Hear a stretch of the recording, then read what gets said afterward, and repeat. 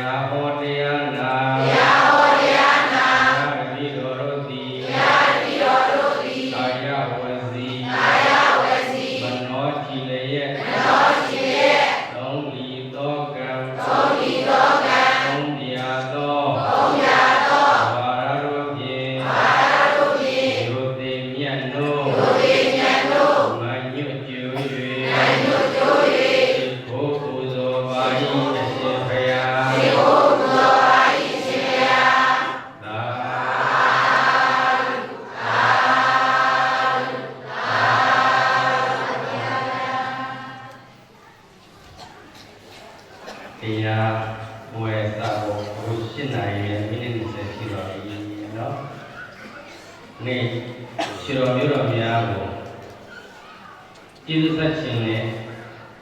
တရားရတော့အများကြီးပဲဆက်လက်ဆက်ဖို့တင်တယ်ဆက်လက်ဆက်ခြင်းနဲ့သို့တော်အချိန်ကာလကတော့7:20လို့ရွှေတော်မျိုးတော်များဒီနေ့မနေ့မိုးလင်းကနေစပြီးတော့ဒီဗိမာန်တော်ဒီမှာသာသနာပြုလုပ်ငန်းတွေဘုရားပူဇော်မှုတရားပူဇော်မှုသံဃာပူဇော်မှုတွေအာဘာရိယဝမ္မတ္တနဲ့လုပ်ခဲ့ကြတော့တို့ရှိတော်ပြောတော်များပြင်ပန်းနေကြပြီရှင်ပါရဲ့ပြင်ပန်းနေကြပြီဘယ်မှာပါဘူးနော်ပြင်ပန်းပြီဆိုလို့ရှိရင်ဘာဖြစ်လို့တော့တရားပွဲအခုဒီလာတွေ့ပြီဆိုတော့ပြုခဲ့တဲ့ကုသိုလ်တွေဘုံလုံးစုပြီးရင်သက်ထားလိုက်တယ်ပြီးတော့ပြီလားပြင်ပန်းကြတဲ့သူတွေတော့အိတ်ချင်ကြပြီဆိုတော့နော် အဲ့တော့ဘာပဲဖြစ်ဖြစ်အခုတော့ဖက်ကလာတော့နော်ဖက်ကလည်းဖက်လာတဲ့မှာအခဲပါဆိုတဲ့တရားနဲ့ကျေးဇူးဆက်ရှင်ပါတယ်။ဘာတရားပါလဲ။ကိုကျော်မျိုးတော်များဒီဗိမာန်တော်အတွင်းမှာရှေ့မှာဘယ်နှစ်ရက်တရားနာခဲ့ပြီလဲ။ရှေ့ရက်ပါဗျာ။ဒီရက်သုဒ္ဓဗုဒ္ဓထိုက်တယ်။ထိုရှင်သူများရဲ့နှလုံးအိမ်ဟာပြိဋ္ဌာသုံးပုံနဲ့ကဲပူဇော်မှုကိုတကယ်ထိုက်တဲ့ပါရမီရှင်ကြီးတွေဒီနေရာဒီပလင်မှာတို့ကျွတော်မျိုးတော်များအဘဒယဝမ္မတနာနဲ့လေးရဲ့တိုင်းတိုင်းနာကြကြရပြီဖူးမြော်ကြည်ညိုကြရပြီလူဒန်းပူဇော်ကြရပြီနော်အဲ့တော့ပထမနေ့မှာဘယ်ဆရာတော်များပါလဲကျောင်းသားဆရာတော်ကျောင်းသားဆရာတော်ဘယ်တရားဟောလဲ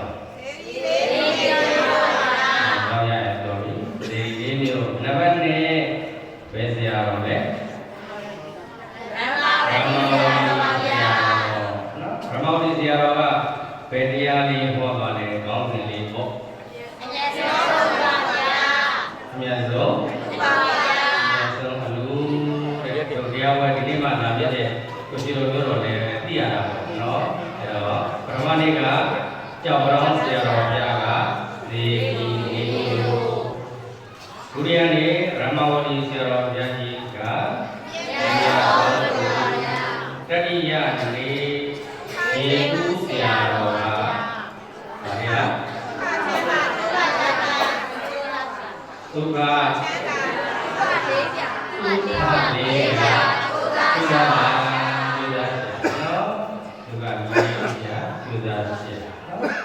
မနေ့တုန်းကဒုတိယမြင်းဆရာတော်ဘုရားကဩကာသယူနီယာအကြောင်းတရားအသေးစိတ်ရှင်းလင်းဟောကြားမတော်လားမှန်ပါဗျာတော့အဲ့လိုတို့ရွှေတော်မျိုးတော်များဆရာတော်ဘုရားများတကယ်စေနာမေတ္တာထားပြီးတော့မှအချိန်တနာရီကျော်မြတ်ဟောပြပေးခဲ့တယ်တို့တော်စင်တော်ဟောများရွှေတော်မျိုးတော်များလည်းပဲအာမတရားနာကြရတယ်ပေါ့ဒီနေ့တော့ဘုန်းတော်ဆက်ကြတာပြီဘုန်းတော်ကတော့တကယ်တော့ဓမ္မကတိကလည်းမဟုတ်သာမီးကြုံလည်းမဟုတ်ပါဘူးသူ့လည်းပဲရှင်တဲ့ကတော့ပြည့်ကျင်တဲ့ဆန္ဒတွေကဘယ်လိုပေါ့ပါပဲဘာလို့ရှင်တဲ့ကပြည့်ကျင်တဲ့ဆန္ဒတွေကဘယ်လိုပေါ့ဘာတွေပြည့်ကျင်တာလဲတတိတွေပြည့်ကျင်တာဘာတွေပြည့်ကျင်တာလဲတတိတွေပြည့်ကျင်တာဓမ္မတွေရသိကျင်တာဘာရသိကျင်တာလဲဓမ္မတွေရသိကျင်တာတရားဓမ္မတွေများစွာနိုင်ယူကြရရင်တရားဓမ္မတွေနဲ့အမြဲတမ်းနိစ္စနေမယ်ဆိုလို့ရှိရင်ခြေတော်မျိုးတော်များဓမ္မတွေကအမြဲတမ်းအကျဉ်းမှုကိုရသိနိုင်တယ်ယမရရဲ့အဆုံးအမတရားတော်တွေနဲ့ဖြစ်ပြခွင့်ရတဲ့လူသားတို့ရဲ့နှလုံးသားဟာသရဝါတို့ရဲ့နှလုံးသားဟာဉာဏ်နဲ့သိမ်မွေ့တဲ့ပျော့ပြောင်းတဲ့အေးချမ်းတဲ့နော်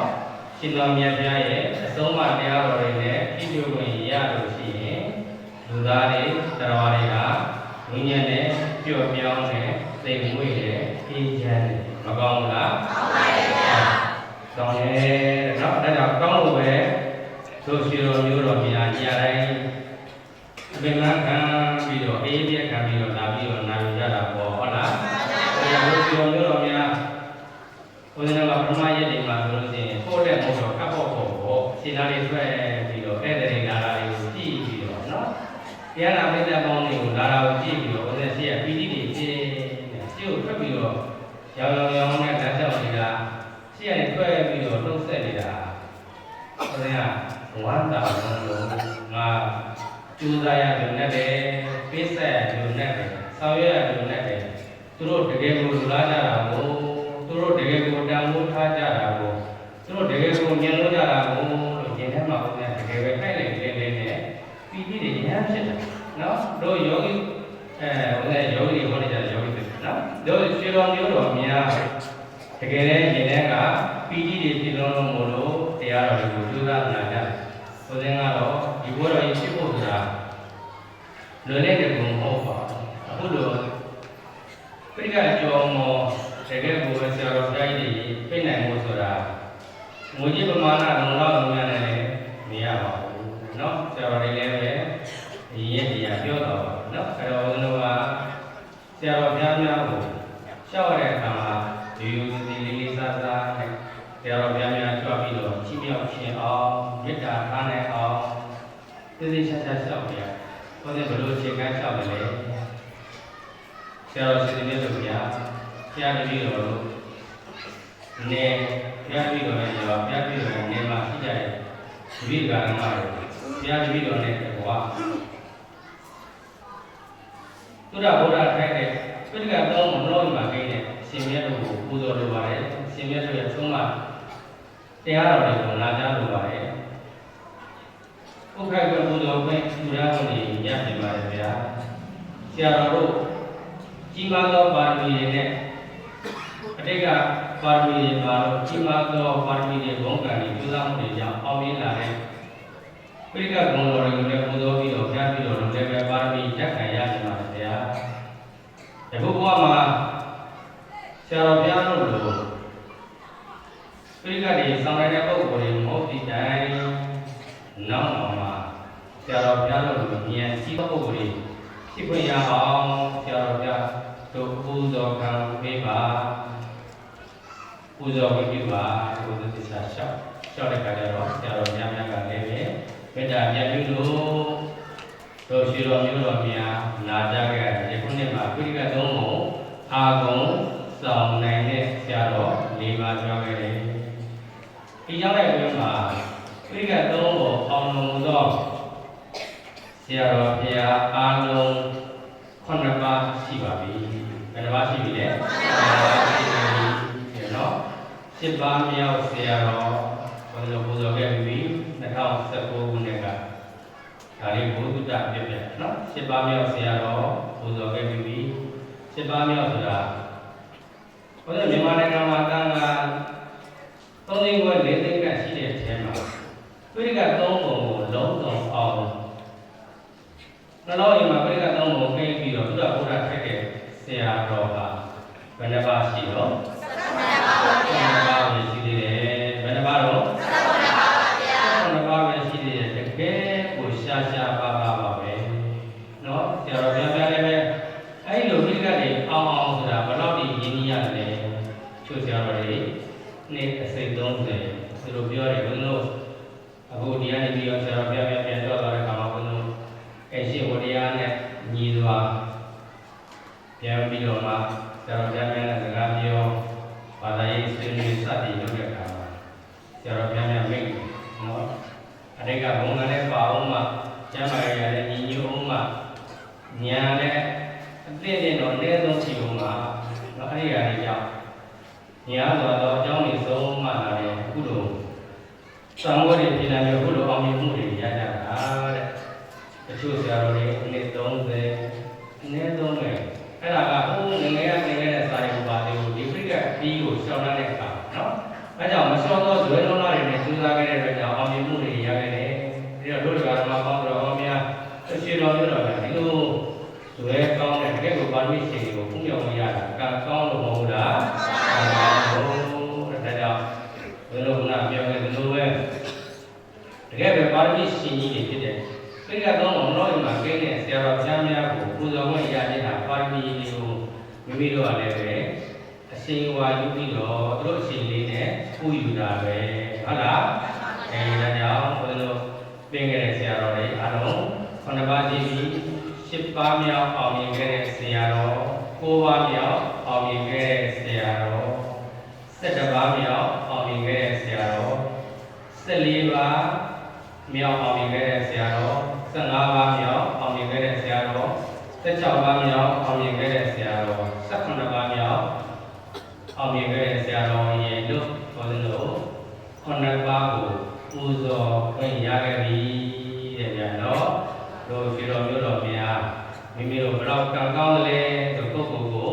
ကျင့်တဲ့ဖို့ကောင်းတယ်ပုဂ္ဂိုလ်ဝမ်းသာဖို့ကောင်းတယ်ပုဂ္ဂိုလ်ကိုအားတက်ဖို့ကောင်းတယ်ဟုတ်လားဒါကြောင့်တကယ်လိုလားကြတယ်တရားကိုချစ်ခင်ကြတယ်တရားကိုမြင်လို့ကြတယ်တရားကိုတန်ဖိုးထားရတယ်ရှင်တော်ရောတော်များကဒီလိုပဲအချိန်ကြီးပြီးတော့မှအလုပ်ပြည့်ပြီးခံစောစောစီးစီးအလုပ်သိမ်းနောက်လည်းရောက်လာတယ်ဆိုရင်မင်းစားခဲ့ပြီလားမေးစားခဲ့ပြီနှစ်သုံးလိုက်တော့ပြန်ချက်ပြီးတော့ကျဲဥကျော်လေးနဲ့လာတယ်နော်ပေါ်ပေါ်ရရအချိန်ပြီးတော့မချက်နိုင်ဘူးဘာလို့လဲအဲ့ဒီအချိန်ကလေးကတရားနာသွားရမယ်ဆိုတာအဲ့ဒီစိတ်ကလေးကိုယ်တိုင်ကဥပ္ပါစေနာတွေပြည့်နေတာတရားဟောပြောတယ်လို့ကုသိုလ်တွေရနိုင်ပြီဆိုတော့သင်တို့ရဲ့နော်အဲ့ဒီစိတ်ကလေးကိုယ်တိုင်ကတို့တရားနာသွားမယ်ဆိုတဲ့စိတ်စဉ်းစားတဲ့အာမိမိတို့တွေကောင်းသောအကျိုးကိုဖြစ်စေနိုင်တဲ့ကောင်းမှုတွေကိုပြုလုပ်နေခြင်းပါပဲစိတ်တရားနေပြီးတော့အဲ့ဘယ်ချိန်ဖတ်ကြမလဲဒီဘယ်ချိန်သွားကြမလဲဒီတို့နောက်ကြနေလိမ့်မယ်ဒီစသည်ဖြင့်စသည်ဖြင့်ပေါ့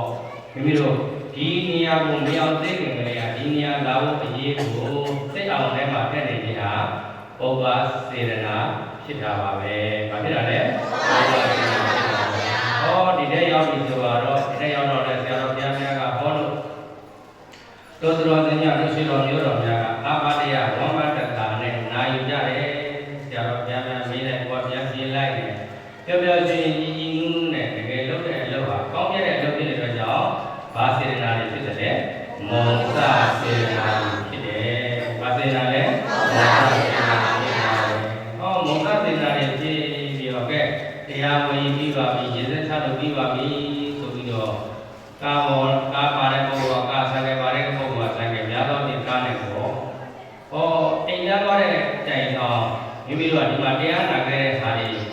အချင်းချင်းပြောတဲ့ခါတွေလည်းရှိမယ်မပြောပြတော့လည်းပဲ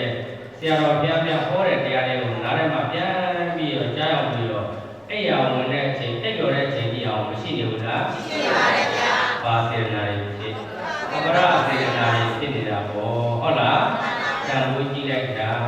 အဲ့ဒီပုဗ္ဗစေရနာမောစစေရနာပရစေရနာတွေဟာဘယ်သူ့အတွက်လဲအာလုံးသောတရားနာကြတဲ့တရားချစ်ခင်ကြတဲ့တရားမြင်လို့ကြတဲ့တရားနာပရိသတ်ပေါင်းတို့အတွက်ပါပဲဟုတ်လားဘုန်းကြီးတို့ပြောနေကြစကားပါပဲဒီမှာဆိုရင်ပြောနေကြတယ်ဘယ်အတွက်ထူလိုက်တယ်ဘယ်အတွက်လုံးလုံးလိုက်တယ်ဘယ်လိုသွားတရားနာလိုက်တယ်ဘယ်သူ့အတွက်စသည်ဖြင့်ပေါ့အတကြီးကြီးပါမှာတရားဝဲခြင်းပါလို့မလို့လူသွားပြီးအားပေးလိုက်အောင်ပဲဒီစသည်ဖြင့်ပေါ့ဘယ်အတွက်ရတော့ဘယ်ဆရာတော်မလို့သွားပြီးတော့ပို့လိုက်အောင်ပဲဒီအဲ့ဒါဟာမြင်လာတဲ့ထင်လာတဲ့အရာလေးကိုညှို့လိုက်တာပဲရှိတယ်။သွားလုံလိုက်တဲ့အနေထားသွားလုံလိုက်တဲ့စိတ်စဉ်းစားတဲ့သွားပြခြင်းဟာဘယ်သူ့အတွက်အကျိုးထူးမှာတော့ကိုယ့်အတွက်အကျိုးထူးမှာပါပဲ။တကယ်တော့ဘယ်အတွက်ကိုပဲအကြောင်းပြစရာနောက်ဆုံးကိုယ်ကောင်းမှုရဖို့ကိုယ့်အတွက်ရဖို့ကိုလုပ်ကြရတာပါပဲ။ဟုတ်လား။ကိုယ့်အတွက်ကိုရဖို့လုပ်ကြတာပါပဲ။ဘုရားလည်းပဲထုံးစည်းတူသွားပါပဲ။အခုနကပြောရလို့ကိုယ်နေပေကတရားဓမ္မတွေတရားနာလို့ရအောင်တရားလူဝင်ရအောင်စသည်ဖြင့်ဉာဏ်သာထင်သာတာတွေကိုတော့စိတ်မှာပထမဖြစ်တယ်။နောက်ဆုံးပဲအားနဲ့ထပ်ပြရတယ်။ဒီတန်ဖိုးကမဖြတ်နိုင်တော့တန်ဖိုးဒီလောက်ကအလွန်မတန်မှမပြတ်တဲ့အလုံးငါအတွက်သိချာတော့ကောင်းမှုဖြစ်နိုင်တယ်။ကောင်းကျိုးကိုရမယ်လို့ငါဖြစ်အောင်လုပ်မယ်ဆိုတော့ပုဂ္ဂိုလ်ကိုပြန်ပြီးတော့ဇွဲလည်းပဲအားတင်းလိုက်ပြီးတော့ဘယ်လိုဖြစ်အောင်လုပ်တာနော်ဒီတရားဝဲဖြစ်ဆောင်ဖို့အတွက်ဆိုတာကဘယ်စုံတောင်းစုံကမျိုးစုံပေါင်းစုံပြီးတော့မှဖြစ်ရတာဖြစ်တဲ့အတွက်ကြောင့်နောက်ဆုံးတော့နှိမ့်ထုတ်လိုက်လို့ရှိရင်ငါအတွက်တန်တာပြီးကောင်းဖို့လက်ရှိဘဝမှာကိန်းချမ်းမှုရဖို့ငါလည်းကောင်းရမယ်ငါကောင်းခြင်းလည်းကောင်းရမယ်ဒါကိုရင်းနဲ့မှခံစားချက်ပြောတာဟုတ်လားအဲ့တော့ဘာပဲဖြစ်ဖြစ်တို့ခြေတော်များတော်များအခုလိုတရားနာနာတာဘယ်သူတော့အကြောင်းကိုပဲအကြောင်းခံဘယ်သူလဲအခြေအနေပေါ်မှာပဲမူတည်ပြီးတော့သူတို့လူနောက်ဆုံးထူလိုက်ခြင်းဟာဘယ်သူတွေရတာတော့ကိုယ်တွေရတာပါပဲကိုယ်စေတနာထားနိုင်တော့ကိုယ်တွေကိုရတာပဲနောက်ဆုံးတော့ကိုယ်ထုတ်ကိုယ်ထမ်းကိုယ်လမ်းကိုရှောင်ကြရမှာဟုတ်လားဒါကြောင့်ဒီဖြစ်တော်မျိုးတော်များတို့တော်စင်များဟောရပြောခဲ့တယ်ခွင့်တာစင်မှာအားခဲပါဘာဖြစ်လဲခွင့်တာစင်မှာအားခဲပါနော် တို့ယောဂီတော်စင်များတို့ရှိတော်မြို့တော်များတို့တရားနာပရိသတ်များအခုအမေဟာမိမိတို့အတွက်ကံကောင်းသောအချိန်တွေခါမဟုတ်ဘူးလားဘုရားကိုလည်းပူဇော်ရတယ်တရားကိုလည်းပူဇော်ရသံဃာကိုလည်းပူဇော်ရတယ်အခုဆိုလို့ရှိရင်ဘုန်းတို့ဒီဘောတော်ကြီးကသုံးပါးယရဏမြတ်ပူဇာလို့ဘုန်းတော်ကရှင်ထဲကဖြစ်တဲ့စိတ်စေတနာကိုစကလုံးဖြင့်ပေါ်ကျွမ်းတာနော်သုံးပါးယရဏမြတ်ပူဇာမြတ်စွာဘုရားရှင်ကိုမြတ်စွာဘုရားရှင်ဟောကြားတော်မူခဲ့သောတရားတော်တွေနဲ့မြတ်စွာဘုရားမိသားသံဃာတော်တွေကနေပြီးတော့ပူဇော်တယ်အဲ့တော့မြတ်စွာဘုရားရှင်ကိုမြတ်စွာဘုရားရှင်ဟောကြားတော်မူခဲ့သောတရားတော်တွေနဲ့မြတ်စွာဘုရားရှင်ရဲ့မိသားသံဃာတော်တွေကပူဇော်တယ်ဆိုတော့ဒီလိုပူဇော်ဝတ်ကြီးကိုပံ့ပိုးခွင့်ရထူထမ်းခွင့်ရတာတို့သူတော်စင်များတို့ရှိတော်မျိုးတော်များကိုယ့်ရဲ့ကောင်းတဲ့ကံကောင်းတဲ့သူရှိပါမလားရှိပါဘူးဒီလိုအားပြတဲ့အာဘတရားရင်ထဲမှာခိုင်ပြီးလိုက်အခုတော့ဒီခိုင်ပြီးချက်ပါပဲเนาะအဲ့တော့တို့ရှိတော်မျိုးတော်များအခုလိုတရားတွေနားနိုင်အောင်ဆိုတာအခုနကပြောခဲ့တယ်ရှင်တော်မြတ်ဘုရားဟောကြားတော်မူသောတရားတော်တွေကိုနှလုံးအိမ်မှာကိန်းနဲ့ဆရာတော်တွေကိုပြည့်နေဆိုတာလည်းဒီရွေးချက်ပါပဲဆရာတော်တွေကိုခရစ်ကဘုံတွေကိုလည်းပူဇော်တယ်ဓမ္မဂုဏ်ကိုလည်းပူဇော်တယ်သံဃာဂုဏ်ကိုလည်းပူဇော်တယ်ဒါတော့ထိုရှင်တော်မျိုးတော်များအခုအခါဟာမိမိတို့အတွက်အခုကျမ်းမာရေးလည်းပဲကောင်းနေကြသေးတယ်အခုဆိုလို့ရှိရင်တရားဝင်တရားနာနာတိုင်းကကျမ်းမာရေးကောင်းနေတယ်လို့မဟုတ်လားကျမ်းမာရေးလည်းကောင်းနေသေးတယ်အသက်အရွယ်ရောနော်ရှင်ကြီးရှင်ကသတ္တိပေါ့ကောင်းနေတဲ့အချိန်ခါလို့ပြောနေတယ်အဲ့တော့ကောင်းနေတဲ့အချိန်ခါမှာမိမိတို့အဖက်ခါလာတော့မှာနောက်တစ်ချက်ကအခုလိုတရားဟောတွေကျင့်ပနေဆုံးအချိန်ခါမှာမိမိတို့ကမလာဘူးမနာနိုင်ဘူးဆိုလို့ရှိရင်ကိုယ်ကခွင့်ရပါတော့မှာတော့သုံးဆုံးပါပဲအခုမကြတော့ကာလမကြတော့နိုင်ယူပိုင်းမှာပဲဘုန်းကြီးတို့ဒီတရားဟောကြီးကဒီနေ့အတွက်အောင်မြင်စွာပြီးဆုံးတော့မယ်မနေ့ပြန်ကတို့ဒီဘိက္ခာကြီးမှာတရားဟောနိုင်ခြင်းလိုက်တာလို့စိတ်ဆန္ဒတွေဘယ်တော့ပဲရှိအခွင့်အရေးရှိပါအောင်လားဟုတ်လားဒါကြောင့်အခွင့်အရေးဆိုတာသူ့အချိန်နဲ့သူ့အချိန်ကာလပေါ်မှာပဲမူတည်ပြီးတော့ရတယ်ဟုတ်လားဦးဇင်းတို့လည်းပဲလုပ်ပြနေတာပေါ့တို့ရှိတော်မျိုးတော်များတို့သူတော်စင်များတရားတွေကိုသိချကြတာတရားတွေကိုသိဉာဏ်လို့ကြတာတရားကိုသိလို့လာကြတာတစ်နှစ်ကို2ကြိမ်လောက်3ကြိမ်လောက်လုပ်ပြကျင်လိုက်တာလို့ဉာဏ်ထဲမှာရှိပင်ရှိတော်ဉာဏ်ဟာဘုရားရှင်ကိုရလည်းပဲဒီဆုံးပါဦးမှာကြွရောက်ချီးမြှောက်ပေးမဲ့ဆရာတော်များကလည်းပဲကြွရောက်ပေးပါဦးမှာဟုတ်လားအဲ့တော့ဘုန်းကြီးတို့ကအခုလို2ကြိမ်3ကြိမ်မပြောနဲ့နှစ်တိုင်းလုပ်ဖို့ဆိုတာတော့မှဘုန်းကြီးတို့မလွယ်တော့ဘူးတိုးတော်လည်းပဲဘုန်းကြီးတို့ပြိဿဆရာတော်တွေကိုမပြည့်နိုင်နဲ့သူလည်းပဲဘုန်းကြီးကဓမ္မဂိကကြောင်းဆရာတော်တွေကိုတော့ပြည့်ပေးတာပါပဲเนาะဘုန်းကြီးတို့အခုဆိုလို့ရှိရင်ကျင့်ပါလာတာစတဲ့ကျင့်များရှိခဲ့ပြီเนาะအဲ့တော့ဘုန်းကြီးကတူလည်းဟောမယ်လို့တွေ့တာပလင်မော်ရောက်မိုက်ကန်တို့ဖြူတော်မျိုးတော်များမျက်နှာအပြုံးလို့မြင်ရင်မရချင်တော့ဘူးမရချင်တော့ပြောပါဘောနော်အဲ့တော့နည်းနည်းလေးမေးကြည့်နေတယ်ဒီမှာ2014ခုနှစ်ကနေစပြီးတော့ကျင်းပလာခဲ့တာပေါ့ဒီဘက်ကာလတွေမှာကျင်းပဖြစ်ပါဘူးသို့တော်လည်းပဲဘုရားဘောမပြည့်ဘူးပဋ္ဌာန်း24နိုင်လောက်တော့လည်းပူဇော်တယ်ပေါ့အဲ့တော့အကျိုးမောဆရာတော်ဘယ်ဆရာတော်တွေကြောက်ဘူးတယ်လို့မှတ်မိတဲ့သူများရှိမလားပိဋကဆရာတော်တွေမပြောနဲ့တော့ပိဋကဆရာတော်တွေခုနက9ပါးပြောခဲ့ပြီကျန်တဲ့ဓမ္မပိဋကဆရာတော်တွေတို့ရှိတော်မျိုးတော်များတရားဟောတွေနှစ်စဉ်မဟုတ်သည့်တိုင်လာနာပြည့်တဲ့အနှစ်ကဘယ်ဆရာတော်လို့ပြောနိုင်ပါ့မလားသူလေးပြီးတော့အောက်ဆက်ကြတာဟုတ်လားဒါဆိုနော်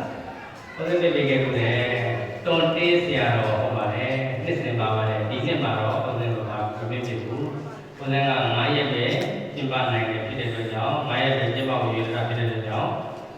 ဒီနေ့မှာတို့လည်းဖိကဆရာတော်တွေကိုပဲဥဒါပြပူဇော်ခြင်းတဲ့အတွက်ကြောင့်လည်းတော်တေးဆရာတော်ဒီနေ့ပဲပြည့်ဖြစ်ဘူးပေါ့နော်ဘုရားတော်အောက်ဆက်ကြဆရာတော်လည်းပြည့်ဖြစ်ဘူးပါတယ် တော်လေးဆရာတော်အောင်စကြာဆရာတော်နောက်ပြီးတော့ကျမ်းပြီးကျော်ဓမ္မပရိဆရာတော်ခဲ့ခဲ့ဘူးပါဟာလေကျမ်းပြီးကျော်ဓမ္မပရိဆရာတော်လည်းပြင်ပြီးဘူးလားကျော်ဘူးပါ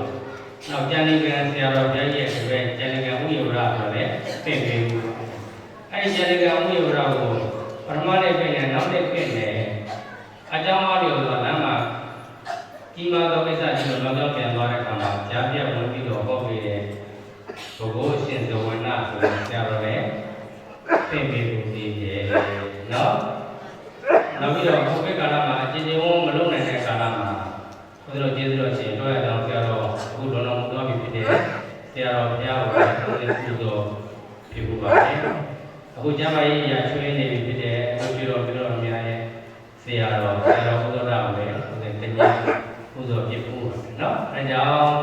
ဘုရားတော်မျိုးတော်များအမြဲတမ်းတရားနာနိုင်ဖို့အတွက်ကိုဘုရားတော်များကြိုးစားနေရပါပဲအဲတော့ကံကောင်းကြလို့မလို့အခုလိုတရားတော်တွေနဲ့အများအားထိတွေ့ဝင်ရအများအားထိတွေ့ဝင်ရတဲ့အတွက်ကြောင့်တို့ရှိတော်မျိုးတော်များရဲ့စိတ်တရားအေးချမ်းမှုတွေရတယ်ငြိမ်းချမ်းမှုတွေရကြတယ်ပေါ့ဟုတ်လားအဲ့တော့ရှိတော်မျိုးတော်များကိုလုံးနေတဲ့အလုပ်တစ်ခုဟာဘလောက်တော့ပြအောင်ကြိုးကြည်လူကြီးမားတယ်ဘလောက်တော့ပြအောင်အကျိုးမြတ်တွေရတယ်လေအမြဲတမ်းစဉ်းစားပါအမြဲတမ်းသိဉာဏ်ပါမြတ်စွာဘုရားရှင်ဟောထားတဲ့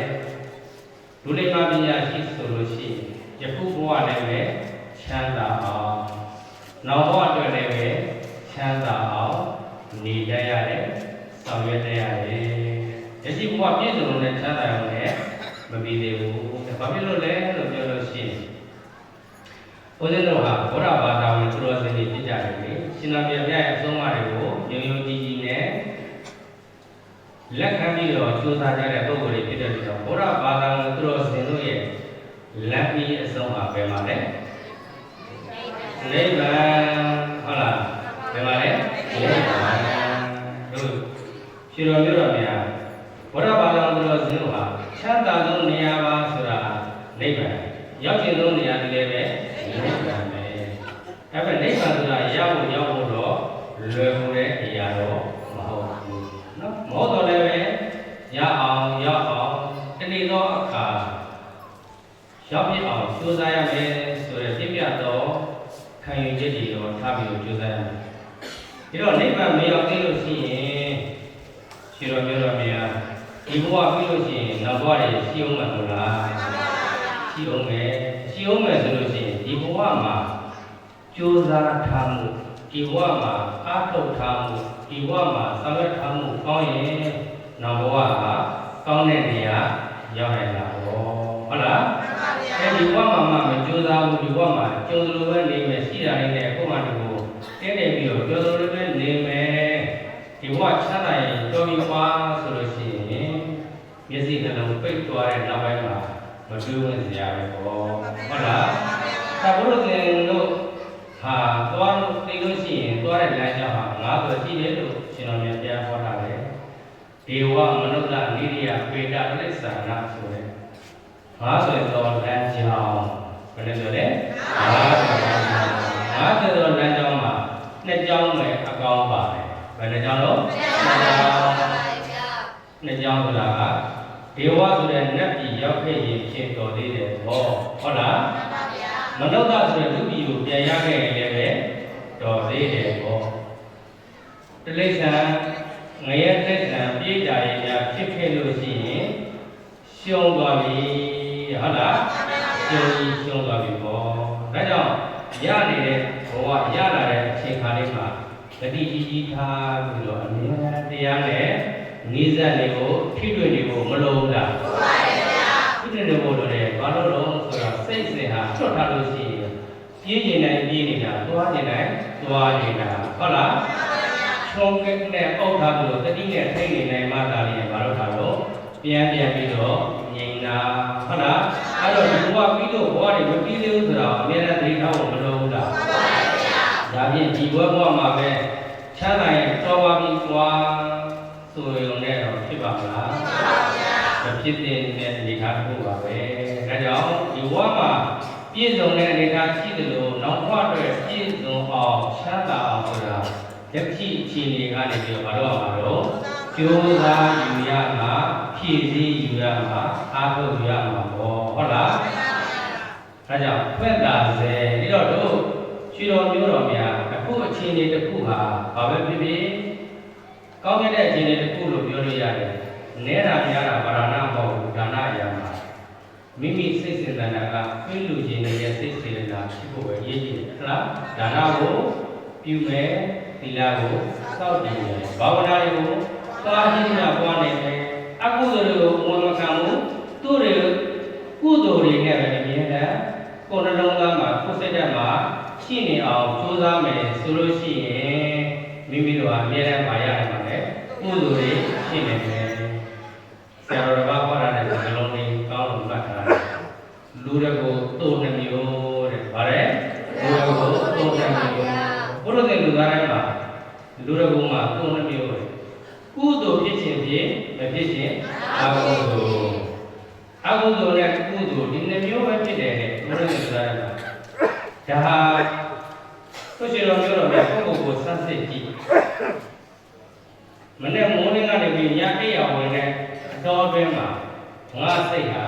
ကုသိုလ်ဘက်မှာများသလားအကုသိုလ်ဘက်ဒီကိုသွားတာများသလားပုဂ္ဂိုလ်ကိုစမ်းစစ်ကြည့်ပါကုသိုလ်ဆိုတာဒါနတွေသီလတွေဘာဝနာတွေဒါတွေအမြင်လာတာစွမ်းလို့တယ်သင်္ကန်းလို့တယ်ကျောင်းလို့တယ်ဒါတွေအမြင်လာတာအခြေခံပြောမယ်ဆိုလို့ရှိရင်ကုသိုလ်ဆိုတာကုသလအနာဝဇ္ဇဥက္ကဝုပါကလက်ခံတယ်ကိုလို့တဲ့အလုပ်ကိုပြောတဲ့အပြီးရောကိုကြံစီတဲ့အကြံစီကမိမိတို့ဘောသူတော်ကတော့အဖြစ်မရှိဘူးကောင်းကျိုးချမ်းသာကိုဖြစ်စေနိုင်တယ်ဆိုရင်ကုသိုလ်ဖြစ်တယ်ဟုတ်တယ်လေကုသိုလ်ဖြစ်တယ်ဆိုတော့အခုတရားပွဲကြီးနီးလာပြီဆိုတော့ဒါဒီနေ့တော့အောင်ပွဲတော်ရောက်ခဲ့တော့တရားပွဲကြီးမတိုင်ခင်ကနေပြီးတော့မိမိရနေပြီးတော့ကိုယ်စိတ်ကနေစဖြစ်တယ်သူဘယ်နည်းတော့ဖြစ်တကြီးကြီးပါမှာပြိကဆရာတော်တွေပြပြီးတော့တရားပွဲကြီးကျင်းပမယ်လေတို့ဒီတရားပွဲတော်ကိုသွားပြီးတော့နာကြစို့သွားပြီးတော့နာမယ်ပုဂ္ဂိုလ်ကိုအရင်ဆုံးခံယူကြပြီးလို့ရှိရင်ကိုမိသားစုကိုယ်တငယ်ချင်းကိုမိတ်ဆွေတွေကိုတရားပွဲကျင်းပခဲ့တဲ့နားခဲ့တဲ့သူသွားနာကြစို့ဆိုတဲ့စိတ်ကလေးနဲ့မိမိကိုယ်ကိုခံယူရထားမယ်သူတို့ဘာကိုပြောမယ်ဆိုလို့ရှိရင်အဲ့ဒီခံယူချက်ဖြစ်ပေါ်လာတဲ့စိတ်နဲ့အဲ့ဒီပြောဟာအပြစ်မရှိဘူးကောင်းကျိုးချမ်းသာကိုမဖြစ်စေဘူးလားဖြစ်တယ်တရားနာသွားကြရအောင်လေလို့ပြောလိုက်တဲ့စိတ်ဟာကုသိုလ်စိတ်ပဲဖြစ်နိုင်တယ်ဟုတ်လားဘုသူကမှဒီအကြီးကတရားနာတာကြီးကမကောင်းပါဘူးလို့မပြောပါဘူးဟုတ်လားအကြောင်းကျိုးမညီညွတ်လို့မလိုက်နိုင်တာတော့ရှိပါမှာပေါ့ဟုတ်လားအေးကုသိုလ်ဆိုတာအပြစ်မရှိကောင်းကျိုးချမ်းသာကိုဖြစ်စေနိုင်တာကကုသိုလ်အပြစ်နဲ့တကွစိုးကျိုးကိုဖြစ်စေနိုင်တာကအကုသိုလ်ဘယ်ရောပဲဆက်လိုက်ပေါ့ကိုယ်စိတ်ကိုယ်ပဲအများအားဆက်ဆက်ပါနော်ဘယ်သူပဲဖြစ်ဖြစ်မိမိစိတ်ကိုမိမိဆက်ဆက်လိုက်ဘယ်ရောမှာပဲဖြစ်ဖြစ်ဆက်ဆက်လိုက်နော်ကိုယ်စိတ်ကနေပြီးတော့ဖြစ်ပေါ်နေတဲ့စိတ်အစဉ်တဏ္ဍာဟာပေးခြင်းနဲ့တွေးခြင်းနဲ့ကောင်းစေခြင်းနဲ့စိတ်ရဖြစ်နေဆိုဘုရားတော်မှာလည်းမေတ္တာထားတဲ့ဘုရားတော်ကိုကောင်းစားစေခြင်းနဲ့ဘုရားတော်ကိုကြီးပွားစေခြင်းနဲ့ဒါဟာကောင်းတဲ့စိတ်ဖြစ်မလို့လားကောင်းတဲ့စိတ်ဖြစ်တယ်အဲ့ဒီကောင်းတဲ့စိတ်ကိုချိန်ခါပြီးတော့ကောင်းတဲ့အလုပ်လေးတွေလုပ်ဖို့မိမိကိုယ်တိုင်ကလည်းပဲဘုရားရှိခိုးခြင်းဘုံတော်တွေပူဇော်ခြင်းစသည်တွေဆိုမယ်သူတို့ဘက်ကလည်းဒီလိုလေးနေရင်ကောင်းတယ်ဒီလိုလုပ်ရင်ကျိုးများတယ်လို့ပြောမယ်ကိုယ်တိုင်ကြပဲဒါဖြစ်သွားရင်သွားကြအောင်ပဲစသည်ဖြင့်စိတ်ကောင်းကိုနော်ပြည့်ပြည့်စုံစုံဆောင်ရွက်တယ်ဆိုလို့ရှိရင်ကောင်းတဲ့အလုပ်တွေကိုဖြစ်ပြီးတော့အဲ့ဒီလိုအလုပ်တွေမဟုတ်ရဲ့စတဲ့ပဲမကောင်းတာတွေကိုတွေးမိမယ်မကောင်းတာတွေကိုပြောမိမယ်မကောင်းတာတွေကိုကြံစည်မိမယ်ဆိုလို့ရှိရင်အဲ့ဒီအကျိုးပြကဘယ်သူပဲခံရမှာတော့ဘယ်သူပဲခံရမှာပါပဲဒီလိုအခြေခံလေးတွေပေါ့နော်မနေ့ကဆရာတော်ဟောတာအခြေခံပြောနော်ဘုရားတော်ဒါတော့အမြဲတမ်းလည်းပဲဘုရားတော်ရဲ့စကားတွေဆက်ဆက်တဲ့အခါမှာဘုရားမြတ်တော်လည်းဆုံးမတရားတွေပေါ့လူတစ်ယောက်မှာဆောက်ရှောက်မှု 3မျိုးပဲရှိပါတယ်ဘယ်နှမျိုးတော့3မျိုးပဲရှိလို့ပဲဘုရားဘောဂတာမှာလည်းပဲကြောလို့ရှိရင်3မျိုးနဲ့မှာကာယကံဝစီကံဟုတ်လားအဲ့ဒီ3မျိုးသောကံကိုတတိကပ်ပြီးတော့မှကောင်းတဲ့ဘက်ကိုဥတည်ရင်ကောင်းတဲ့အရာတွေဖြစ်မယ်ဟုတ်လားမကောင်းတဲ့ဘက်ကိုဥတည်သွားလို့ရှိရင်ဘာဖြစ်နိုင်တော့မကောင်းတဲ့အရာတွေဖြစ်မယ်စိတ်ထဲကပဲစဉ်းစားနှုတ်ကပဲထုတ်ပြောခန္ဓာကိုယ်နဲ့ပဲပြုလုပ်ကောင်းတဲ့အရာတွေလုပ်ပြီးလို့ရှိရင်ဘာဖြစ်တော့ကောင်းတဲ့အကျိုးတွေခံစားရမှာပဲဟုတ်လားအဲမကောင်းတဲ့အမှုတွေကိုစဉ်းစားမိတယ်ပြောဆိုမိတယ်ပြုလုပ်မိတယ်ဆိုလို့ရှိရင်ကိုယ့်ပြစ်ကိုခံမှာပဲဟုတ်လားအခုနကပြောခဲ့တဲ့ဂတိပဲနှမျိုးနဲ့5မျိုးတွေကနေပြီးတော့3မျိုးပဲကိုဟောခနဲ့သွားလို့ရှိရင်လူဘဝရရတာတန်ပါမလားမတန်ဘူးတဲ့နော်မကောင်းတဲ့နေရာကိုရောက်သွားရင်မတန်ဘူးပေါ့ဘာလို့လဲမကောင်းတဲ့နေရာရောက်သွားရင်မတန်ဘူးကောင်းတဲ့နေရာရောက်ရင်တန်တယ်အဲ့တော့ဒီ3ချက်ကလေးကိုသတိလေးကတ်နေဖို့ပါပဲစိတ်စဉ်းစားတာမှာမကောင်းတာတွေကိုမကြံစည်ဖြစ်ဖို့နှုတ်စဉ်းစားတာမှာမကောင်းတာတွေကိုမပြောဖြစ်ဖို့ခန္ဓာကိုယ်မူရမှာမကောင်းတာတွေမပြောဖြစ်ဖို့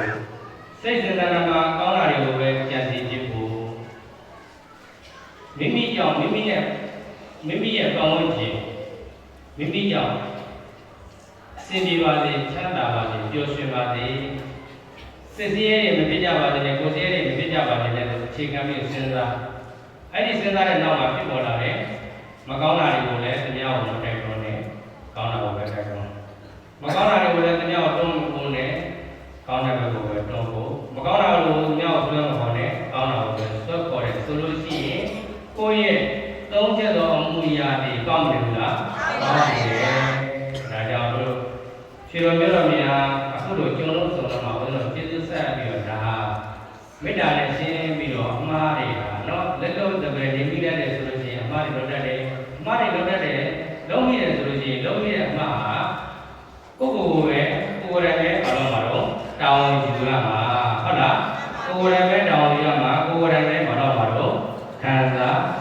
ရမှာဖြစ်ပါတယ်အဲ့တော့ရှင်တော်မြတ်ဘုရားလည်းကြောင့်အပ္ပမဒိဋ္ဌဘိက္ခုသမ္မာဒိဋ္ဌဘောဓဘာရောဒုံလဘောလောကသမိမနုဿတ္တဘာဝဒုံလဘောဒုံလဘောတရာတမ္ပတိပပ္ပိစဘာဝဒုံလဘောတတ္တမသဝနံဒုံလဘောတေဝဒီဝတိဩဝတ္တိရှင်တော်မြတ်ဘုရားသောကပြန်ကြွလာတဲ့အခါမှာခြေသေးတဲ့နေရာမှာရပ်ပြီးတော့အမြဲတမ်းနေ့တိုင်းဉာဏ်တွေကိုဆုံးရတယ်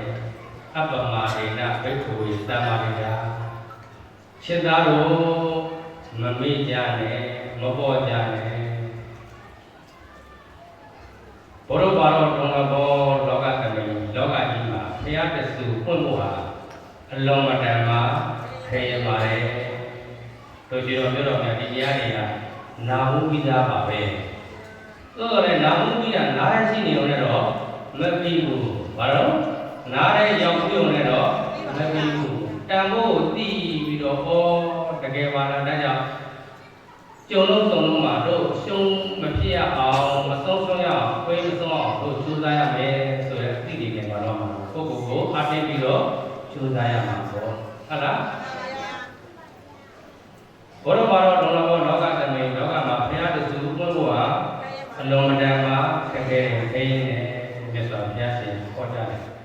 အဲ့တော့တို့ရှိတော်မျိုးတော်များဘုရားရှင်ကတကယ်ကိုခက်ခဲလို့ဟောတာဘာလို့လဲဆိုတော့ဘုရားမြတ်စွာဘုရားရှင်ကိုရမြတ်ကြီးပင်လေးသိတဲ့ကဘာတသိပါရမီတွေဖြည့်ခဲ့တဲ့အချိန်ခါတုန်းကဘောရတွေကဘာတွေမှာဘယ်နဲ့ဆိုတော့ဘုရားတွေနဲ့ပဲကြုံခွင့်ရဆုံခွင့်ရပြီးတော့ဗျာဒိတ်ခံခွင့်ရခဲ့တယ်စာအုပ်လက်ထဲရောက်သွားပါပြီမနေ့ကဘယ်တော့စာအုပ်လေးစလို့သိထားတာလားအိမ်ကျတော့အလုံးရပြီးတော့ကြောင်ကြားထိုးထားတာလားဟုတ်တယ်28စုတဲ့ဘာလို့28စုဟောတို့ခြေတော်မျိုးတော်များအခုဘုန်းတော်ဒီဘုရားကကြီးထဲမှာနော်28စုတော်ဘုရားတွေအခုမဖူးမြော်ရဘူးလားဒီ28စုဘုရား28စုဘုရားဆိုတော့ ဘုံနေရာဒီနေရာဘုံတို့ဒီမျိုးစသည်တွေမှာတစ်ချိန်ရှိသူပူဇော်ဝတ်တွေရှိတယ်အဲ့တော့တစ်ချိန်ရှိသူပဲလာဗျာဘုရားရဲ့အများကြီးရှိတယ်မို့လားဗျာဒီလိုလိုနမကံတန်ဖို့တွေမှာတော့ခေကဝါလို့သက်စုမကဖွင့်တော်မူသောဘုရားဆိုပြီးတော့ဒီလိုလိုကြောင်းတယ်ဗျာဘာဖြစ်လို့တစ်ချိန်ရှိသူပဲပူဇော်ရတယ်လဲမမေးတင်ဘူးလားမမေးနေတယ်ဘုမှာတော့ဘောရဗျာနော်အဲ့ဒါပါလေလို့ပြောလို့ရှိရင်ဘုန်းကြီးတို့အခုနပြောခဲ့တဲ့ယခုဘောရမမြတ်စွာဘုရားအလောင်းတော်သူ့မိတာရှင်သေးဘဝညာတဲ့ခံယူခဲ့တဲ့ကဘာတွေမှာရှိခဲ့တဲ့ဘုရားရှင်တွေကိုနှစ်ကြိမ်ရှိသူဘုရားတွေပါပဲလေးသင်္ချီနဲ့ကဘာတသိကာလလေးသင်္ချီသူတော်ဝိနည်းဆရာတော်ဘုရားများပြောခဲ့ပြီးပါပြီ။ဘုရားပေါင်းများစွာမယုံထွက်နိုင်တာကိုလေးသင်္ချီဒီကျွတ်နိုင်တာကဘာလဲအဲ့ဒီကာလတွေမှာဘုရားရဲ့ရှင်တော်မြတ်ဘုရားသူရဲ့အသားတွေဘဝမျိုးစုံနော်မလုံမှုတာမရှိဖြစ်စည်းခဲ့တဲ့ပါရမီတွေနဲ့ဘဝကိုအခုတတ်ပြီးတာရှင်တော်မြတ်ဘုရားဖြစ်ဖို့အတွက်ရှင်တော်မြတ်ဘုရားဖြစ်ဖို့အတွက်ပါရမီတွေဖြစ်ခဲ့တဲ့မြတ်စွာဘုရားရှင်28စုအဲ28စုလို့ဆိုပေမဲ့ဒီညမှာနည်းနည်းလေးပြောပြမယ်ကိုရေတော်မျိုးတော်များခုနစာအုပ်ထဲမှာနည်းနည်းလောက်ပြီးတော့ဖတ်ကြည့်ကြလားဒီသေးဘူးပေါ့နော်။အိုးနံပါတ်1ကဘုရားဘွဲ့တော်ဘယ်လိုပေါ်လေးပါလဲ။ဘာပဲလေးပါဘုရားရှင်းရှင်းလာတယ်။တဏ္ဍင်္ဂရာတဲ့ဘာလို့တဏ္ဍင်္ဂရာဘုရားနော်။နံပါတ်2ကမေရင်္ဂရာတဲ့ဘာလို့မေရင်္ဂရာနံပါတ်3ကသရဏင်္ဂရာဘာလို့သရဏင်္ဂရာနံပါတ်4ကဒီပင်္ဂရာဘာလို့ဒီပင်္ဂရာအဲ့တော့တို့ရှိတော်မျိုးတော်များသူမိတာရှင်ရင်သေးတာဘယ်ဘုရားရှိမှများလို့ခံခဲ့တယ်ဗရကဘာမှာလေးစုမြောက်ဘောတော်မြတ်စွာဘုရားရဲ့ပြည့်နေလို့ဒီဟာလေးပြေးခဲ့တယ်ဆိုတာဟိုနေရာဒီနေရာတွေမှာပကြီးကားတွေလည်းရှိတယ်လေအဲ့ဒီဘုရားရှင်ရဲ့ဘောတော်ဘာလို့ဒီပင်္ဂရာအဲ့ဒီပင်္ဂရာမြတ်စွာဘုရားအဲ့ဒီကဘာမှာလေးစုမြောက်ခဲ့တယ်ရှေ့က3သူကတော့အခုနကပြောခဲ့တဲ့တဏ္ဍင်္ဂရာမေရင်္ဂရာသရဏင်္ဂရာဆိုတဲ့3ခုအဲ့မြတ်စွာဘုရားရှင်ပြတဲ့ခန္ဓာကဒီပင်္ဂရာသို့တော်လည်းပဲတကဘာထဲမှာဖွင့်တဲ့လေးစုသောဘုရားဖြစ်တဲ့ကြောင့်တော့နှစ်ကျိတ်8စုအခုကဘာဟာဘာကဘာလဲဆိုရင်ဗဒ္ဒကဘာကဘာလဲဗဒ္ဒကဘာမှာဘုရားဘယ်လိုစုခွင့်မလဲဘယ်လိုစုခွင့်မှာတော့အားစုခွင့်မှာနော်အားစုခွင့်မှာအခုဘယ်လိုစုခွင့်ပြီးတော့လေးစုခွင့်ပြီးပြီပထမဆုံးခွင့်တော်မူသောမြတ်စွာဘုရားကဘာလို့မပြောပါဘူးလဲဟမ်အလောက်တော့မလုပ်နဲ့လေဒီကဘာမှာခွင့်တော်မူသောဘုရားလေးစုဘာလို့ကကုတ္တဘောနာဘောကတ္တဗဘောရဏအဲ့ဒီဘုရားရှင်တွေကိုဘယ်နေရာမှာအနိစ္စဆုံးဘုံခွင့်ရနေပြီတော့ဒီမှာကိုရဒီမနေ့ကဒီဘိမှန်ထဲမှာဒီတရားဟောခဲ့ပြီးပြီနော်ဒီမှာဟောတဲ့ဒီဘိမှန်ထဲမှာဒီတရားလေးစုကိုဟောတဲ့ပူဇော်ထားတာအခုနသူရှိတော်မျိုးတော်များဘာသာရေးအတိဓမ္မအတိတွေရအောင်တဆူတဲ့ပူဇော်လိုက်လို့ရှိရင်လည်းပဲဒါပါပဲတဆူတော်ပူဇော်ထားလို့ရှိရင်တဆူတဲ့ပူဇော်ထားတဲ့အနေအထားတစ်ခုနဲ့ပဲဟောတဲ့ပုံပြစိတ်တွေပဲရှိတယ်သို့တော်လည်းပဲဟောတဲ့တော့ဒီကဘာမှာပွင့်တော်မူသောဘုရားလေးစုတို့ရှိတော်မျိုးတော်များတို့ကံမှာများသိဝင်ရအောင်အသိဉာဏ်နဲ့ပွင့်အောင်ဆိုပြီးတော့ဟောတဲ့ဘုရားလေးစုလေးစုတော်ဘုရားတွေကိုပူဇော်ထားတဲ့အခါမှာပုံစံရတာအတူတူပဲတပည့်တော်တို့ဘယ်လိုခွဲခြားပြီးတော့သိနိုင်တယ်လဲနော်ကပုတ္တဘောနာဘုံကတ္တဗဘောရမဘယ်လိုခွဲခြားသိနိုင်လဲဆိုလို့ရှိရင်နောက်မှာပကြီးကားကြီးပါပကြီးကားကဘောဓိပင်နေနဲ့ခွဲခြားတာပါပဲကပုတ္တမြတ်စွာဘုရားရှင်ဘုန်းတော်မူတာပုဂ္ဂိုလ်ပဲအောက်မှာဖွင့်တဲ့ဖြစ်တဲ့ကြောင့်ပုဂ္ဂိုလ်ပဲဘောဓိအောက်မှာဖွင့်တဲ့အတွက်အဲ့မှာပုဂ္ဂိုလ်ပဲဘုရားပူဇော်ထားတယ်ဒါပြည့်စုံလို့ပြောတော့ဘုရားတောင်းထဲမှာပါတယ်အကြမ်းမှာပြန်ပြီးတော့လန်တော့ပြီးတော့ဖတ်ကြည့်ပြီးတော့တောင်းလုပ်ထားပေးတာဘုရားကတို့ရှိတော်မျိုးတော်များဓမ္မအသိတွေများစွာရတယ်ဆိုတော့နော်အဲ့ အဲ့တော့ဒီကဘာမှာဘုရားငါးစုဖွင့်မယ်လက်ရှိဖွင့်တာတော့လေးစုဘောကကုဏဘောနာဘုံကတ္တဘာဘောရမနောက်အရိဝိနည်းသက်တော်ပြပြီးဖွင့်မယ်အဲ့တော့တို့ရှိတော်ပြတော်များမြတ်စွာဘုရားရှင်ကယဟန်တော်တွေကိုပြောတယ်စိတ္တတို့မမေ့မလျော်မပေါ်မဆသေးကြလောကမှာဘုရားတစုကိုယ်မို့ရခက်ခဲလို့ရှင်တော်မြတ်ဘုရားဟောတယ်ဘာလို့ဟောတယ်လဲအခုနကရှင်တော်မြတ်ဘုရားကိုယ်တော်တိုင်ပါရမီတွေဖြစ်ခဲ့တဲ့လေးသိတဲ့ကဘာတိတ်မှာလက်ဆက်ပြည့်စုံသောဘုရားရဲ့ဒီမှာပဲဗျာဒိတ်ကံခဲ့တာဖြစ်တဲ့ကြောင့်အဲ့ဒီအချိန်ဒီမှာတို့ရှင်တော်မျိုးတော်များအခုဘုရားရှင်တက်တော်တင်ရှားရှိတဲ့အချိန်ကလည်းတက်ရိုက်မကြည့်တွေ့ဝင်ဘုရားတော်များအခုသာသနာတော်ကြီးထုံးကားနေတဲ့စီမင်းနေတဲ့ပြန်ပြောနေတဲ့အချိန်ခါမှာလူဖြစ်ဝင်ရနေတဲ့အတွက်ကြောင့်ဘုရားသာသနာတော်နဲ့ကြုံကြနေတာမဟုတ်လားမှန်ပါဗျာခွင့်တာနေစေမဟုတ်လားမှန်ပါဗျာအားခဲဖို့မလိုလားမှန်ပါဗျာအားခဲဖို့လိုတယ်ဒါလေးကိုပြောချင်တာနော်မြတ်စွာဘုရားရှင်သာသနာတော်ဒီနေ့အခုနပြောခဲ့တဲ့2500ဘယ်လို69ခု2569ခုဆိုတာမြတ်စွာဘုရားရှင်ပြိဋိဘံပြုပြီးတဲ့နောက်ပိုင်းကိုရှင်းပြတာဘုရားရှင်သက်တော်တင်ရှားဘယ်လောက်နေခဲ့လဲ45ဝါဘာလို့45ဝါအခု2569ဆိုတာကမြတ်စွာဘုရားရှင်ပြိဋိဘံပြုပြီးတဲ့နောက်ပိုင်းမှာကာလကိုရှင်းပြတာအဲ့တော့အခု2569ခုဆိုပေမဲ့လို့အနည်းတို့ရှိတော်မျိုးတော်များရှင်တော်များဖျားရဲ့သာသနာတော်ကြီးဟာနေလိုလားတို့ထွန်းတောက်ပါစေနေစေမဟုတ်လားတောက်ပါနေစေဖြစ်တဲ့ကြောင့်ရသော်ဘုရားရှင်ရဲ့သာသနာတော်နဲ့ကြုံတွေ့နေစေဖြစ်တဲ့ကြောင့်အခုအချိန်ကနေပြီးတော့ကြိုးစားနိုင်မယ်ကြိုးစားမယ်ဆိုလို့ရှိရင်အခုချိန်မှာပဲတမက်တဖို့ရနိုင်ပါသေးတယ်ဒါကိုပြောချင်တာเนาะဒါကြောင့်မလျှော်တော့ဆွေးလုံးလာတယ်နံပါတ်1ဆက်သွားလိုက်လူဘဝရဖို့ခက်ခဲတယ်တဲ့ဘာရဖို့ခက်ခဲလဲဘဝရဖို့ခက်ခဲဟာဒီလိုလူတွေအများကြီးဆရာဘယ်လိုလုပ်ခက်ခဲပါမလို့အခုနကပြောခဲ့တယ်နော်ဘဝတစ်ခုကိုသုံးသွားတဲ့အခါမှာနောက်ဘဝတစ်ခုရသွားတဲ့အခါဘဝတွေအများကြီးရှောက်သွားနိုင်တယ်လူဘဝဆိုတာဘယ်နိုင်ငံမှာလူတွေဘယ်တော့ပဲများများအဲ့ဒီနိုင်ငံမှာစင်းရဲအရာရှိနိုင်တယ်ရေကျွေးပြီးသားရှိတယ်ဘာဖြစ်လို့လဲ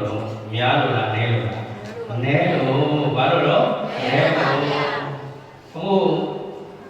ရှိတော်မျိုးတော်များပြောစစ်တော်ကိုသွားလို့ကြည့်ပါလားဘလို့မှမရေပြတ်နိုင်ဘူးအဲ့ဒါလေးနဲ့ကြည့်ကြည့်တော့သို့တော့ရှိတော်မျိုးတော်များအခုအချိန်ကမိမိတို့ကဘာဖြစ်ခွင့်ရတယ်တော့လူဖြစ်ခွင့်ရနေတာလူဘဝကိုရနေတာသာသနာတော်ကြီးနဲ့လည်းကြုံကြိုက်နေတာသာသနာထွန်းလင်းနေစေစီပင်နေစေပြတ်ပြောင်းနေစေအချိန်ခါမှာမိမိတို့ကလည်းကျမ်းမာရေးလည်းကောင်းလူပြည့်သည့်တိုင်ဘုရားဘာသာလည်းဖြစ်နေကြတာဆိုတော့ကံကောင်းစေကာလနော်အခွင့်အရေးကောင်းရစေကာလမဟုတ်လားရစေကာလမှာမိမိတို့ဘဝကိုတကယ်ချမ်းသာနေတယ်ဆိုရင်အခုနယ်လေးကဘာလို့မှာတော့ကြိုးစားရမယ်ကြိုးစားဖို့လိုတယ်နောက်တစ်ချက်ကသရတရားနဲ့ပြည့်စုံမှုလည်းပဲတကယ်တဲ့။ဘာနဲ့ပြည့်စုံမှုလဲ။သရတရားနဲ့ပြည့်စုံမှုစတ္တာတရားသရဆိုတာယုံကြည်မှုဘုရားပေါ်မှာယုံကြည်မှုတရားပေါ်မှာယုံကြည်မှုသံဃာပေါ်မှာယုံကြည်မှုကံနဲ့ကံရဲ့အကျိုးပေါ်မှာယုံကြည်မှုဝိပဿနာအလုပ်တွေပေါ်မှာယုံကြည်မှုမတရားပေါ်မှာယုံကြည်မှုကိုယ်တရားပေါ်မှာယုံကြည်မှုနိဗ္ဗာန်ပေါ်မှာယုံကြည်မှုနိဗ္ဗာန်တရားမှာယုံကြည်မှုတတ္တရားဝတ္ထု၈မျိုးဆိုတာရှိတယ်နော်အဲ့တော့ဘုရားရှင်ဟာတရားတော်တို့တွေချမ်းသာဖို့ပြည့်စုံတဲ့တရားတော်တွေကိုဟောကြားခဲ့တယ်။ဒါဆိုဘုရားရှင်ရဲ့တရားတော်တွေကလည်းပဲလိုက်နာကျင့်ကြံလို့ဆိုရင်ချမ်းသာခြင်းကိုအင်္ဂါရနိုင်တယ်။ရှင်တော်မြတ်ရဲ့ဒီပိသားသံဃာတွေကလည်းရှင်တော်မြတ်ရဲ့သံဃာတော်ကြီးကိုဒီနေ့တိုင်အောင်ဒုမြာပူဇော်ခွင့်ရအောင်ဒုမြာကျင့်ကြံခွင့်ရအောင်သုံးမပေးနိုင်အောင်သက်ဆောင်လာတယ်ဆိုတဲ့အသိဉာဏ်တွေနဲ့ယုံကြည်ပြီးတော့ပုဂ္ဂိုလ်မှဒါနဲ့တရားရနဲ့မလုပ်တော့ပြည့်စုံလာဟုတ်လားကဘာကြီးမှာလူကြီးတွေဘလောက်များဘာသာတရားကိုအခုနကံကံရဲ့ကျိုးလို့เนาะဘုရားပေါ်မှာယုံကြည်မှုတရားပေါ်မှာယုံကြည်မှုသံဃာပေါ်မှာယုံကြည်မှုဆိုတဲ့တရားနဲ့ပြည့်စုံတဲ့ပုဂ္ဂိုလ်ဟာအလုံးမတန်မှ နေပါပါပဲနော်ဘုရားယနေ့ကလည်းပြောခဲ့မှုတွေဘုန်းတို့ရွှေတော်မျိုးတော်များဘုဒ္ဓအရာထေရဝါဒနိုင်ငံဘယ်နိုင်ငံရှိဘယ်နိုင်ငံတော့ပြောကြည့်ထေရဝါဒ9နိုင်ငံနဲ့9နိုင်ငံထုတ်သွားပြီနော်10နိုင်ငံထုတ်သွားပြီအဲ့တော့မြန်မာနိုင်ငံပါတယ်ပေါ့မြန်မာလာအိုကမ္ဘောဒီးယားထိုင်းသီရိလင်္ကာနိုင်ငံလေးတွေပဲနော်ဒီနိုင်ငံတွေကဒါလေထေရဝါဒဆိုတာလွယ်အောင်ပြောရပြီးမြင်အောင်ပြောမယ်ဆိုလို့ရှိရင်ရှင်တော်မြတ်ဘုရားဟောကြားခဲ့တော့တရားတော်တွေကိုအတိတ်ထပ်တဲ့ခြင်းလည်းမရှိဘူးဟောင်းနေခုမီတော့ပါဘူးလို့ထုတ်ပြထားလည်းမရှိဘူးရှင်တော်မြတ်ဘုရားဟောကြားခဲ့တဲ့တရားတွေလည်းပဲသေသေးချာချာလိုက်နာကျင့်ကြံနေတဲ့နိုင်ငံကဒီ9နိုင်ငံပဲရှိတယ်ဒါကြောင့်ဗราတရားတွေနဲ့ပြည့်စုံနေတဲ့ပုဂ္ဂိုလ်တွေဒီနေ့တို့ရှိတော်မျိုးတော်များဗราတရားနဲ့ပြည့်စုံနေတဲ့ပုဂ္ဂိုလ်တွေဖြစ်ပါတယ်ဒါကြောင့်မြတ်စွာဘုရားရှင်ကဗราတရားနဲ့ပြည့်စုံမှုရလည်းခဲခဲတယ်လို့ဘဝတွေကြုံခဲ့တာနဲ့ရှင်းပြီးတော့ပြောခဲ့ပေမဲ့လို့တို့ရှိတော်မျိုးတော်များဗราတရားနဲ့ပြည့်စုံနေတဲ့ပုဂ္ဂိုလ်တွေမဖြစ်ဘူးလားဗราတရားနဲ့ပြည့်စုံနေတဲ့သာသာတော်ကြီးနဲ့ကြုံကြိုက်နေတဲ့လူလည်းဖြစ်ခွင့်ရနေတယ်ဆိုတာကောင်းနေတဲ့ကာလမဟုတ်ဘူးလားအခွင့်တာနေတဲ့ကာလမဟုတ်ဘူးလားဒါနပြုဖို့အခွင့်တာနေစေသီလပြုသီလစောင့်တည်ဖို့အခွင့်တာနေစေသမထဝိပဿနာဘာဝနာတွေပွားများဖို့အခွင့်တာနေစေယဟန်ဖြစ်ဖို့ခက်ခဲတယ်တဲ့နော်တို့ရှိတော်မျိုးတော်များယဟန်ဖြစ်ဖို့ခက်ခဲတယ်ဆိုပြီးတော့နေ့သာလာတော်ကြီးဟာရှင်ယဟန်တွေရှိနေတယ်ရှင်ဖြစ်အောင်ပြုပေးနိုင်တဲ့ပုဂ္ဂိုလ်တွေရှိသေးတယ်ယဟန်ဖြစ်အောင်ပြုပေးနိုင်တဲ့ပုဂ္ဂိုလ်တွေရှိနေတဲ့အတွက်ကြောင့်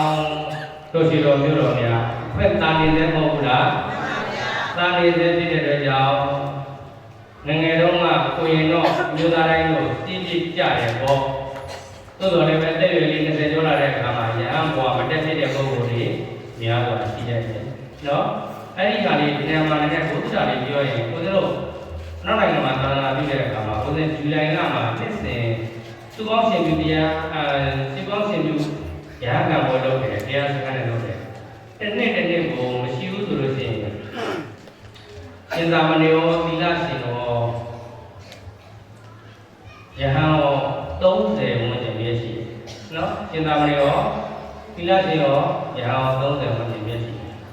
တယ်သူတို့လာတော့တဲ့စကားလေးတွေတစ်ခါကြားရတာမှတ်တာတပည့်တော်သားလေးဒီနေ့အသက်ကြီးလို့ယဟန်ပေါင်းတွေပဲဘုရားသင်လာပေးတာသူတို့ကတောင်းဝန်တစ်ခုအနေထားနဲ့ကလေးတွေကိုလည်းသဘောပေါက်ဒါတော့နောက်နိုင်ငံမှာနေတာနော်အဲ့တော့ရှင်ပြုခဲ့တာကတော့ရှင်ပြုခဲ့တဲ့အချိန်သူတို့ပြီးတော့ဒီနေ့ရှင်ပြုမယ်ဗျာဒီလောက်ကတော့သူတို့ဒီမှာလည်းပြုနေကြဆိုတော့သိမစမ်းဘူးလို့ပြောရရတယ်နော်အဲ့တော့ယဟန်ကြတော့တပည့်တော်ယဟန်မခံမှုသေးလို့ယဟန်ခံအောင်မယ်ဗျာတပည့်တော်သားလေးအရွယ်ရောက်လာပြီတပည့်တော်သာသနာ့တင်ပြီးဖို့ဒီတော့မှာတောင်းဝင်ရှိသေးတယ်ဆိုပြီးတော့မှလာလျှောက်ကြတဲ့အတွက်ကြောင့်နှစ်စဉ်ယဟန်သာမဏေသီလရှင်ရှိတယ်အခုဘုရားလူတဲ့အဲ့ဒီဘုရားအလို့မှဓမ္မလေးမတ်ပြီးခိုင်ခန့်တည်ပင်2019ခုနှစ်ကသီလရှင်ဘဝရယူပြီးတော့9ရက်တရားစခန်းအားထုတ်ပြီးပါပြီအခုလည်းပဲလက်နဲ့စီးဖို့ဆိုပြီးတော့သီလရှင်ဝတ်စုံပြန်မှာအစင်းနဲ့ထားတယ်ကလေးတွေနဲ့အမျိုးသားကိုရင်မင်းစီးမယ်ဆိုပြီးတကယ်ဒါကြီးတရားဟောတာပေါ့ပြီးခဲ့တဲ့အခေါက်ကလာတော့ကသီလရှင်ဝတ်စုံကိုဝယ်သွားတာနော်အဲ့တော့တို့ဒီဘက်မှာကျတော့သီလရှင်သိပါလားဆိုတော့သမင်းနှစ်ပြောတယ်ဆရာဆိုတာလေးရှိတယ်နော်အဲ့တော့ဒါလေးလည်းဘဝပါရမီဖြစ်အောင်နော်အမျိုးသားတွေလည်းပဲ9ရက်တန်ဒီ9ရက်တန်ဒီပေါ့နော်ဘာပဲဖြစ်ဖြစ်ရဟန်းဘဝလေးတို့ရဖို့အောင်ကြောက်ဖို့အောင်ပါရမီဖြစ်မယ်ဆိုတဲ့အသိလေးနဲ့ကြိုးစားမယ်ဆိုလို့ရှိရင်တော့ဘဝတန်ဖိုးကြီးလာပါတယ်ဒါကြောင့်ရဟန်းဘဝရဖို့ခက်ခဲတယ်ဖြစ်ဖို့ခက်ခဲတယ်တဲ့ကျွန်တော်ပြပြအဲ့ဒါကြောင့်အခုဟာသာသနာတော်ကြီးကနေလိုလားလို့ဘုရားတောက်ပါရဟန်းတန်ခါတော်တွေပေါ်ပြနေတဲ့အချိန်ကဖြစ်တဲ့ကြောင့်အမျိုးသားများလည်းပဲကြိုးစားကြပါဟိုတိုက်တွန်းပါတယ်အမျိုးသမီးများလည်းပဲကြိုးစားကြပါနှစ်လသုံးလ5လလောက်ဆိုလို့ရှိရင်မိမိတို့ဆရာများရှိလာမှာပါပဲဘာမှရှက်စရာမရှိပါဘူးเนาะအဲ့တော့အခုဒီဇင်ဘာတရားစကန်ဝင်ဟိုမှာသာသနာပြုတဲ့ဓ ဓမ္မရကမှာဒီခုနဲ့လည်းပဲသီလရှင်ဝတ်တဲ့ပုဂ္ဂိုလ်တွေရှိတယ်ဒီခုနဲ့ဆိုလို့ရှိရင်သီလရှင်ဝတ်တဲ့အမျိုးသမီးလေးဆိုလို့ရှိရင်ဒီဓမ္မလေးတို့နဲ့မတိမ်မီဘုံနဲ့လည်းပဲကြီးတယ်သူတို့လည်းပဲရုံးကကနာမှာအလုံးလုံးနေရတာပဲမြန်မာပြည်မှာဆရာအောင်ဖြစ်ခဲ့ပြီဗျာဟိုမှာဆရာအောင်ဖြစ်ဖို့ကြိုးစားနေတယ်အခု online ပေါ်ကနေစီးရင်နဲ့ပုံနဲ့တွေ့ရတယ်ဒီလိုက်ရင်သိပြီးတော့မှ9ရက်နေရာအထုတ်တယ်ဒါကြောင့်ရတော့ရခဲ့အခွင့်အရေးလူ့ဘဝရနေတဲ့အခါမှာဒါနကောင်းမှုတွေကိုလည်းသွားကြည့်ကြပြုနေကြတယ်ဒီနာကောင်းမှုတွေကိုသွားကြည့်ကြစောင့်ကြည့်ကြတယ်ဘာဝနာကောင်းမှုတွေပြုနေကြတယ်လို့ယဟန်ဘဝရှင်ဘဝကိုလည်းပဲဘာလို့မှာတော့ရအောင်ကြိုးစားဖို့မလိုဘူးလားဟုတ်ပါရဲ့ဗျာဟုတ်တယ်လားကျဲကျဲလေးကြောက်ပါဘာလို့လိုပါလိုလားလိုလားဒါဖြစ်ဆိုတဲ့ပြန်သီလရှင်ဘုရားပြပါမယ်ဘောတယ်ပဲဆရာပေါက်ပြီးတော့စက်လူမဲ့ဘယ်လိုလူမဲ့ဘယ်လိုတော့သီလရှင်ဝတ်စုံတွေလည်းလူမဲ့စားဖို့လည်းလူမဲ့9ရက်ပဲ9ရက်ပဲဘယ်လိုတော့အိမ်ပြန်တိုင်မအောင်လို့ဟုတ်လားလုံးနေတဲ့အချိန်ပေါ့ဘယ်အချိန်ဘယ်ကာလလို့မပြောပါဘူးရတော့ရခဲ့အခွင့်အရေးတစ်ခုပေါ့ဒါကြောင့်ခွင့်ကာနေစေဖြစ်တဲ့အတွက်ကြောင့်ဘာလို့သိချင်တာတော့အားပေးစေချင်တာကြိုးစားစေချင်တာ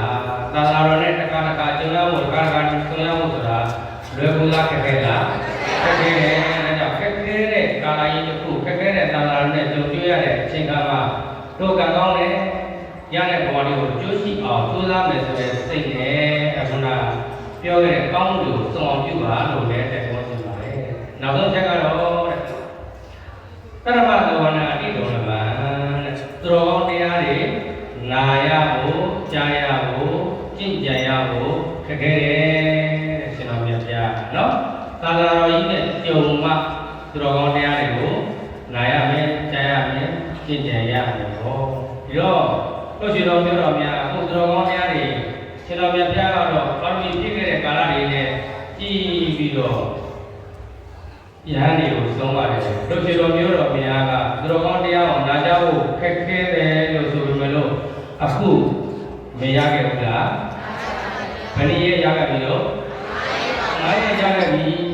နော်ဆရာတိတိကဆရာတော်တွေဟောတဲ့တရားဒီနေ့ဘုရားဟောတဲ့တရားဘုရားစိတ်ကူးရင်လည်းပြောတဲ့စကားမဟုတ်ပါဘူးရှင်တော်မြတ်ဘုရားဟောတဲ့တရားကိုပဲခြေပြုပြီးတော့မှတို့ရှင်တော်မျိုးတော်များနားတဲ့လောင်းတဲ့စကားလုံးလေးနဲ့ရွေးချယ်ပြီးတော့ပြပြပေးတာဖြစ်ပါတယ်အခြေခံကတော့ရှင်တော်မြတ်ဘုရားကတော်ရဲဟာမကောင်းတာတွေမပြုလို့ဘူးကောင်းတာတွေပြုလို့ဘူးဟုတ်လားအများအားဖြင့်ဩဝါဒမှာရှိတယ်မဟုတ်လားသဗ္ဗပါပတ္တအာကရဏကိုသရတဥပနာပရာသစိတ်တပရိယောဓပနံဧတံဗုဒ္ဓနာသာသနံမကောင်းမှုရှောင်ဘာလို့မကောင်းမှုရှောင်ကောင်းမှုစာပြုအောင်သိဖို့ပါနော်အဲ့တော့ဦးဇင်းတို့ကျေးဇူးတော်ရှင်ဒီနေ့မြတ်ဆရာကြီးကတော့မကောင်းမှုရှင်ကောင်းမှုသွင်းစည်ရင်ဖြူစင်နိဗ္ဗာန်ဝင်နော်မကောင်းမှုတွေကိုဘာလို့မလို့ရှင်းထုတ်လိုက်ကောင်းမှုတွေကိုသွင်းမှာစိတ်ရင်းကိုဖြူအောင်ထားပါနိဗ္ဗာန်တိအောင်ဝင်နိုင်ပါတယ်ဒီတရားတွေဒီလိုတွေရဖို့ဆိုတာဘယ်အားတွေကိုနာရပါလဲဆိုလို့ရှိရင်ရှင်တော်မြတ်ဘုရားဟောကြားခဲ့တဲ့သူတော်ကောင်းတရားတွေကိုနာခွင့်ရမှာမဟုတ်ဘူးလားအပြင်တို့ရွှေတော်မျိုးတော်များသူတော်ကောင်းတရားတွေကိုဒီနေ့နာခွင့်မရဘူးလားဟောဘိက္ခသုံးဘုံတို့အိမ်မှာကိန်းတဲ့ဆရာတော်ဘုရားကြီးများရဲ့တရားတော်ကိုတော့နာခွင့်ရတာဖြစ်တဲ့အတွက်ကြောင့်ရွှေတော်မျိုးတော်များကကောင်းလာပါတယ်ဒါကြောင့်အခွင့်အခါတွေဟာတာနေစေဖြစ်ပါတယ်သာသနာတော်ကြီးဟာနေလိုလားလို့ဖွင့်ရတော့ပါနေတယ်စီမံတရားနေတဲ့ဖွံ့ဖြိုးနေတယ်မိမိတို့ကလည်းပဲကျမ်းပါရီတွေကောင်းနေသေးတယ်သတ်သရာစင်ကြယ်နေသေးတယ်ဒီချိန်ကမှဒါနကောင်းမှုလည်းပဲစွာရှိသည်များပြုပါနေရင်များရဲ့ပရဏမဟုတ်သီလကောင်းမှုစွာရှိသည်များကြိုးစားပြီးတော့ဆင်းနေပါဘာဝနာကောင်းမှုတွေလည်းစွာရှိသည်များအားထုတ်ကြပါခုနပြောခဲ့တဲ့ရှင်ဘဝယဟန်ဘဝသီလရှင်ဘဝရှင်ဘဝတော့အမျိုးသားတိုင်းကရာပူပြီးသားပဲเนาะသို့တော်လည်းအမျိုးသမီးတိုင်းတော့သီလရှင်မဖြစ်ဘူးဝိသေဘူးအဲ့တော့အမျိုးသမီးလေးလည်းပဲเนาะဦးဇင်းတို့ကျွေတော်မျိုးတော်များဦးဇင်းတို့အမတွေညီမတွေဓမ္မတွေကုမတွေเนาะဟိုတဲ့မေတ္တာစိတ်နဲ့ပြောပါတယ်ဒီဘဝရာလုံးလေးပါတော့သီလရှင်ဘဝလေးနဲ့တရားအထုတ်မှုတွေကုသိုလ်ပြုမှုတွေเนาะဘုရားစိတ် ဖျားရှိဖို့ဝတ်ပြုမှုတဲ့ဆိုတာလေးဖြစ်လောက်အောင်ပဲတစ်ခါလောက်ပြီးတော့ကြိုးစားကြစေချင်ပါတယ်တိုက်တွန်းပြရပါဦးဆိုတော့တာဝန်ပဲလေကြိုးစားရပါတော့ဘုဒ္ဓဝန်လည်းအားလုံးရဲ့တာဝန်ပဲအခွင့်အာဏာနေစေဖို့လို့ပြောတာပါဟုတ်လားအခွင့်အာဏာနေစေဆိုတော့အားခဲဖို့ပဲဆိုတယ်ကြိုးစားဖို့ပဲမလိုလားလိုတယ်ဒါကြောင့်သနာကောင်းမှုတွေကိုစာရှိသမျှပြုကြပါဒီလာကောင်းမှုတွေကိုစာရှိသမျှပြုကြပါဘာဝနာကောင်းမှုတွေကိုစာရှိသမျှပြုကြပါကုသိုလ်ပြုမဲ့ရာတွေကိုအမြဲတမ်းသိဆက်ပြီးတော့ကြိုးစားကြပါဒါဆိုလို့ရှိရင်ယခုဘဝကနေဘဝဆုံးလို့ဘဝတစ်ပါးကိုကြောင်းသွားမယ်ဆိုလို့ရှိရင်မကောင်းတဲ့ဘဝကိုမရောက်နိုင်ပါဘူးကောင်းတဲ့ဘဝကိုရောက်နိုင်ပါတယ်ဆိုတာကိုမေတ္တာထားပြီးတော့ဒီနေ့နာမည်ပေးခဲ့တာကဗာတရားနဲ့မေတ္တာနဲ့အားခဲကသာနာတော်ကြီးနဲ့ကြုံတော့သာနာတော်ကြီးခွန်လဲတော့ပါနေတော့သာနာပြုတဲ့ပုဂ္ဂိုလ်တွေရှိနေတော့ဟောနိုင်ပြောနိုင်တဲ့သူတွေရှိနေတော့တရားဓမ္မတွေပြနိုင်တဲ့သူတွေရှိနေတော့လိုက်ပြီးတော့ကြိုးစားမယ်ဆိုလို့ရှိရင်တို့သူတော်စင်များဒီဘဝမှာပဲတပတ်တဖို့ရတဲ့ပုဂ္ဂိုလ်များလည်းပဲရှိလာနိုင်ပါတယ်ဆိုတာလေးကိုပြောကြားခြင်းဖြင့်ဒါနကောင်းမှုသီလကောင်းမှုဘာဝနာကောင်းမှုတွေစွမ်းရှိမြများစွာပြုကြသဖြင့်သာသနာတော်ကိုစွမ်းရှိမြပံ့ပိုးနိုင်ကြတဲ့ဒါနကောင်းမှုသီလကောင်းမှုဘာဝနာကောင်းမှုသာသနာပြုကြတဲ့ပုဂ္ဂိုလ်တွေသိတိအားတရောစွာသာသနာရဲ့အကျိုးမြတ်ဖြစ်တဲ့ဗချမ်းသာဘုချမ်းသာနိဗ္ဗာန်ချမ်းသာဆိုတဲ့ချမ်းသာတဲ့ချမ်းသာမှမြတ်ရရှိခံစားစံစားနိုင်ကြသောသူတော်စင်သူတော်ကောင်းသူမြတ်ကောင်းတွေဖြစ်ကြပါစေကုန်သတည်း